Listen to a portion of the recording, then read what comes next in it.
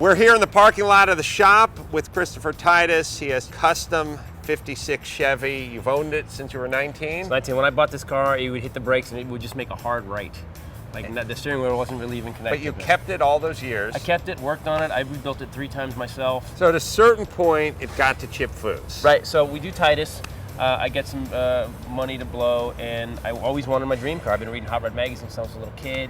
And so we sat down and I said, I want something that's really Chevy, but also has a like a feel from like the 60s like sports car era.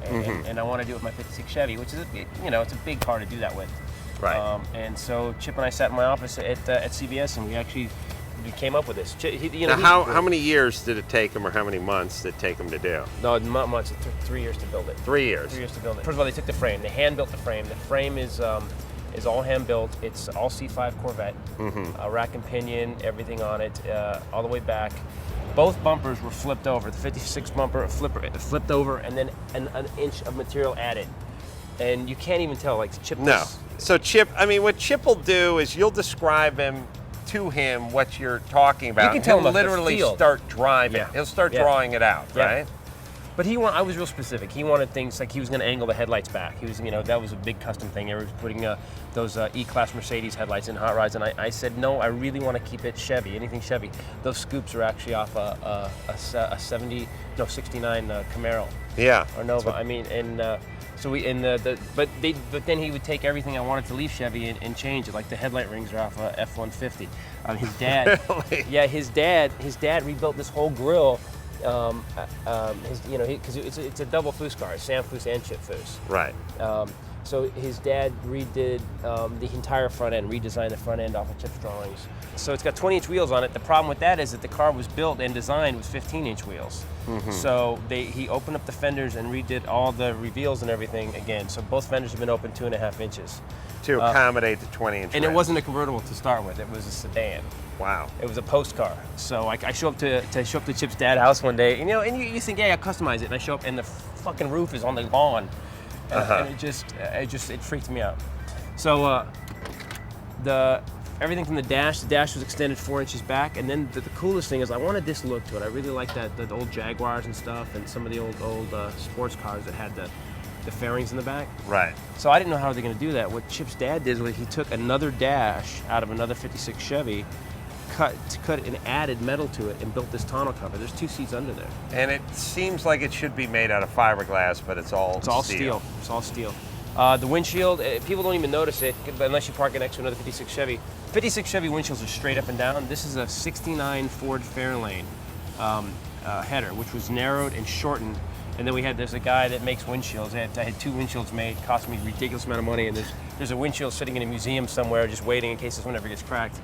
But the reason he wanted to use a convertible header is because it's got a top for it too that you set the top on and it just latches. So if you have a guy make you a piece of windshield glass, you tell him to make you 2. Yeah. Because 1 is almost as expensive as 2. Well, they pull a mold. He came, right. They got the car done, came and he pulled a mold off of it, and then he pulled the windshield. Yeah. How much is it to make a windshield for a car that doesn't exist? I think it was $4,500. So you make 2, and for 2 you can like $6,000. Right. All right. He popped 2 of them. The back's pretty cool because, again, I wanted to keep it everything Chevy. I said, Chip, I want to do everything that's Chevy. The shoebox 55, 56, and 57 are just, that's the iconic years. Rear bumpers also flipped. If you notice on the Nomads, they had all that rear trunk chrome on it. Right. So Chip, this was something he added, which I thought was going to be really gaudy. When I saw it, I was like, oh man, that's going to look like crap. And it looks perfect. We're talking about 5/8 thick strips that are just chrome strips that run the contour of the rear trunk. And the guys at Foose Design, man, they handmade all this stuff. These taillights, Chip made himself in his oven at home. Really? He actually formed the pieces. He formed the pieces, and then he got the plastic and he made them over. And then he added like these little pieces. Like here's what's weird about the Foose. And if you can afford to have a car built by him, get it done. I could never afford again. Well, it's got to be a couple $100,000 to have him build a car, right? We're deep six in it.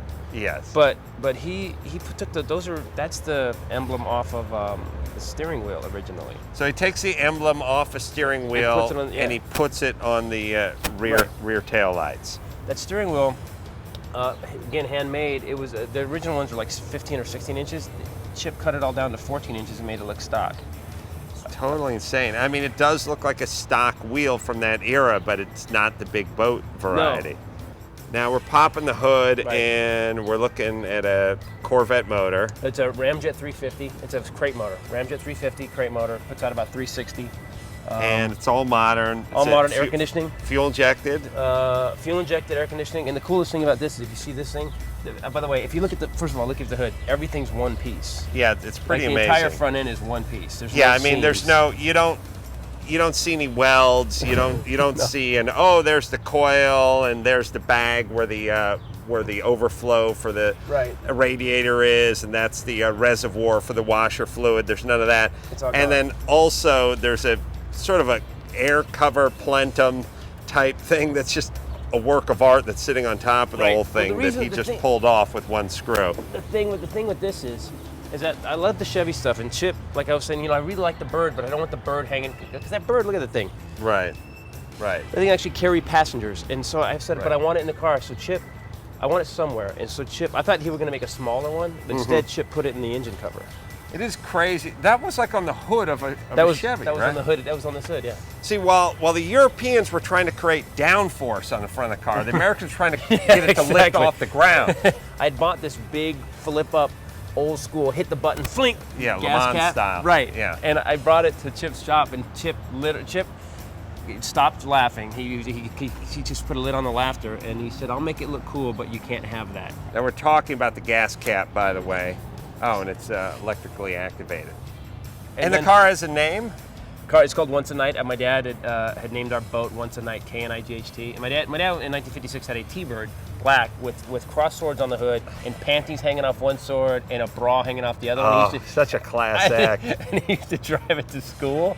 So we had a boat that was called Once a Night, and my dad died in 2001, and so I named it Once a Night. And if you look at the gear shift knob, it's a big scary knight's head. A buddy of mine named Rick Welga, who owns a company called Starling Gear, did that for me. And then I said, "Are you selling these?" And he said, "No, I just did it for you, and it's done." Unbelievable. Christopher Titus and his 56 Chevy. Come back and do the car cast anytime you want. All right, you got it. I'll bring my 49 Woody next time.